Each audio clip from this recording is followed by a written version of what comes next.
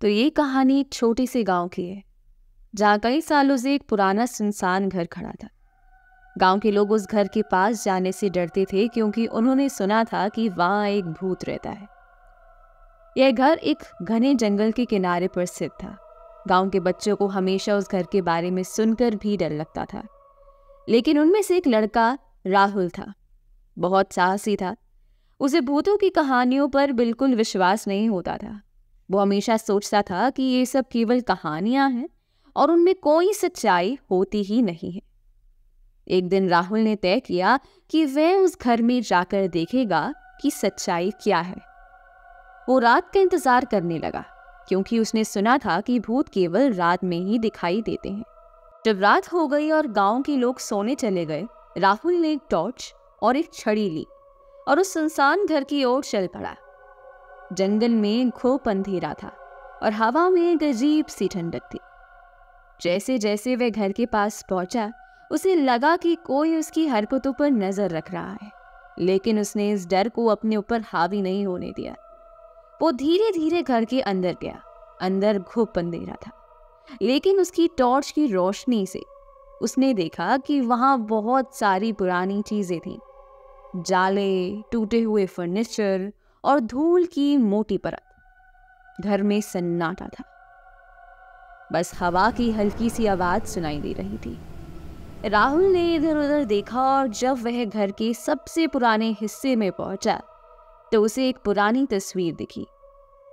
यह तस्वीर एक परिवार की थी, जिसमें एक पति, पत्नी और एक छोटी लड़की थी। अचानक उसे ऐसा लगा कि तस्वीर में लड़की की आंखें उसकी ओर देख रही हैं। राहुल ने इसे अपनी आंखों का भ्रम समझा और आगे बढ़ गया। जैसे ही वह घर के दूसरे कमरे में गया, उसने महसूस किया कि वहां कोई और भी है। उसे ऐसा लगा जैसे किसी ने उसके पीछे से उसका नाम पुकारा। राहुल ने तुरंत मुड़कर देखा, लेकिन वहां कोई भी नहीं था। उसकी टॉर्च की रोशनी अचानक बंद हो गई और पूरे घर में घना अंधकार फैल गया। राहुल का दिल तेजी से धड़कने लगा। उसने टॉर्च को ठीक करने की कोशिश की, लेकिन वह नहीं जली। तभी उसने कमरे के कोने से एक हल्की सी हंसी सुनी। वह हंसी किसी छोटी बच्ची की थी, लेकिन उसमें कुछ अजीब सा था, जैसे वह हंसी इंसान की नहीं बल्कि किसी और की हो। राहुल ने अपने आप को संभाला और बाहर जाने का रास्ता खोजने लगा, लेकिन घर का दरवाजा अपने आप बंद हो गया। अब उसे डर लगने लगा था। वह दरवाजे की ओर दौड़ा, लेकिन तभी एक ठंडी हवा का झोंका उसके सामने से गुजरा और उसने देखा कि वह छोटी लड़की जो तस्वीर में थी अब उसके सामने खड़ी थी।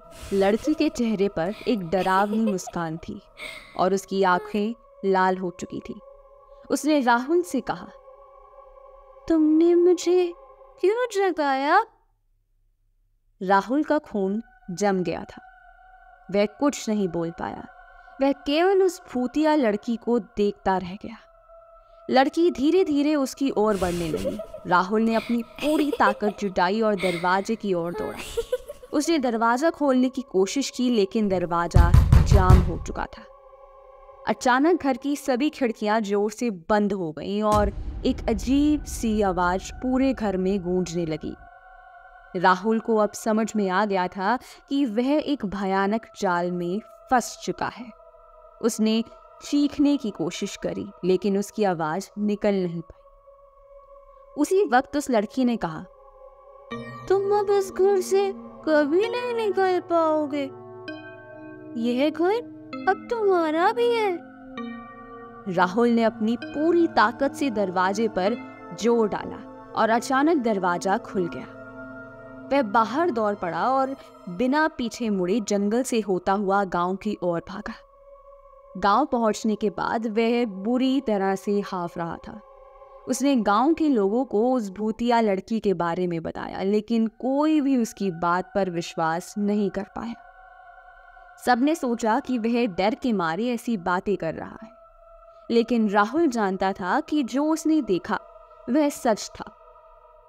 उस घटना के बाद कोई भी गांव का व्यक्ति उस घर के पास नहीं गया और राहुल ने भी कभी उस घटना के बारे में बात नहीं की, लेकिन वह उस रात को कभी नहीं भूल पाया।